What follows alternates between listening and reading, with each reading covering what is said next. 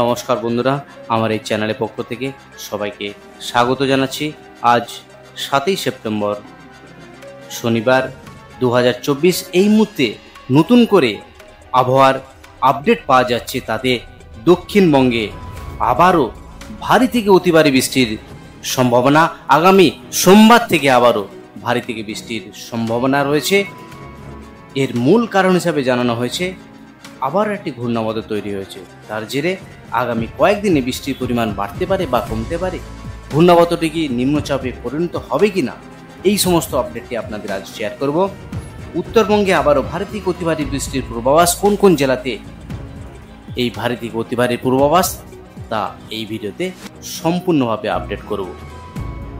সোমবার থেকে আবার ভারী বৃষ্টির পূর্বাভাস দিয়েছে আলিপুর আবহাওয়া দপ্তর। ফের উত্তাল হতে পারে সমুদ্র। আজকের আবহাওয়ার খবর সেটা এক ঝলকে দেখে নেওয়ার চেষ্টা করব। আগামী সোমবার থেকে দক্ষিণবঙ্গে ভারী বৃষ্টির সতর্কতা জারি করলো আলিপুর আবহাওয়া দপ্তর। দক্ষিণের 5টি জেলায় সোমবার ভারী বৃষ্টি এবং মঙ্গলবারও ভারী থেকে অতি ভারী বৃষ্টি হতে পারে।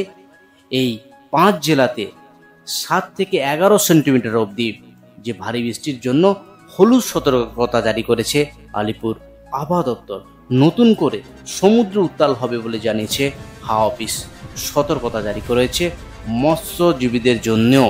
হাওয়া অফিসের পূর্বাভাস অনুযায়ী আগামী সোমবার এবং মঙ্গলবার ভারী বৃষ্টির সম্ভাবনা রয়েছে উত্তর 24 পরগনা সঙ্গে দক্ষিণ 24 পরগনা, পূর্ব মেদিনীপুর, পশ্চিম মেদিনীপুর এবং ঝাড়গ্রাম জেলাতে। এই জেলাগুলিতে বিক্ষিপ্তভাবে 7 থেকে 11 সেন্টিমিটার পর্যন্ত বৃষ্টি হতে পারে। এছাড়া আজ শনিবার বজ্র বিদ্যুৎ সহ বৃষ্টির সম্ভাবনা রয়েছে বাঁকুড়া, বীরভূম, মুর্শিদাবাদে। এই জেলাগুলিতেও হলুদ সতর্কতা জারি করেছে আলিপুর আবহাওয়া দপ্তর। আজ শনিবার 7ই সেপ্টেম্বর কলকাতার যে টেম্পারেচার সর্বাধিক 34 ডিগ্রি সেলসিয়াসের কাছাকাছি থাকবে। কলকাতা সহ দক্ষিণ বাকি জেলাগুলিতে আপাতত আবহাওয়া সংক্রান্ত কোনো সতর্কতা জারি করেনি হাওয়া অফিস। তবে বিক্ষিপ্তভাবে হালকা থেকে মাঝারি বৃষ্টি হতে পারে বিভিন্ন জেলায়। উত্তরবঙ্গেও বৃষ্টির সম্ভাবনা রয়েছে। সোমবার এবং মঙ্গলবার ভারী বৃষ্টি হতে পারে দার্জিলিং এবং কালিম্পংয়ে। জলপাইগুড়ি বৃষ্টির সম্ভাবনা আগামী মঙ্গলবার। হাওয়া অফিস জানিয়েছে উত্তর এবং মধ্য বঙ্গোপসাগরে একটি নিম্নচাপ অঞ্চল তৈরি হয়েছে শুক্রবার রাতে।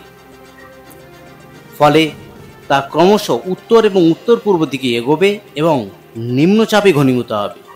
নিম্নচাপ তৈরি হওয়ার পর তা পশ্চিম এবং উত্তর পশ্চিম দিকে সরবে, পৌঁছে গিয়ে পশ্চিমবঙ্গের উপকূলে আসবে। তার জেরে উত্তর উড়িষ্যা, ঝাড়খণ্ড এবং উত্তর ছত্তিশগড়ে এর প্রভাব পড়বে। এই নিম্নচাপের কারণেই সোমবার থেকে দক্ষিণবঙ্গে বৃষ্টির পরিমাণ আরও বাড়তে পারে। রবিবার থেকে মঙ্গলবার পর্যন্ত সমুদ্র উত্তাল থাকবে বলে জানিয়েছে হাওয়া অফিস। এই সময়ে মধ্য বঙ্গোপসাগর এবং সংলগ্ন উত্তর বঙ্গোপসাগরের উপর ঘন্টায় 40 থেকে 50 কিলোমিটার বেগে ঝোড়ো হাওয়া বইবে। দমকা হাওয়ার বেগ হতে পারে 60 কিলোমিটার প্রতি ঘন্টাতেও। এই সময়ে পশ্চিমবঙ্গ এবং উড়িষ্যা উপকূলের কাছে মৎস্যজীবীদের সমুদ্রে না যাওয়ার পরামর্শ দেওয়া হয়েছে আলিপুর আবহাওয়া দপ্তর থেকে। যারা গিয়েছেন 8 তারিখ সকালের মধ্যে ফিরে আসতে বলা হয়েছে। কলকাতার তাপমাত্রা বেড়েছে। আজ সর্বনিম্ন তাপমাত্রা 28.7 ডিগ্রি সেলসিয়াস। কলকাতার তাপমাত্রা স্বাভাবিকের থেকে 2.4 ডিগ্রি সেলসিয়াস বেশি। শুক্রবার শহরের সর্বোচ্চ তাপমাত্রা ছিল 34.2 ডিগ্রি সেলসিয়াস, যা স্বাভাবিকের থেকে 1.8 ডিগ্রি বেশি।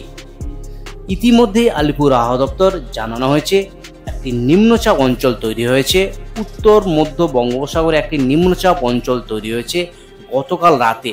তা ক্রমশ উত্তর এবং উত্তর পূর্ব দিকে এগোবে এবং নিম্নচাপে পরিণত হবে। এই নিম্নচাপের জেরেই পশ্চিম এবং উত্তর পশ্চিম দিকে সেটা সরে পশ্চিমবঙ্গের উপকূলে আছড়ে পড়বে নিম্নচাপ অঞ্চলটি।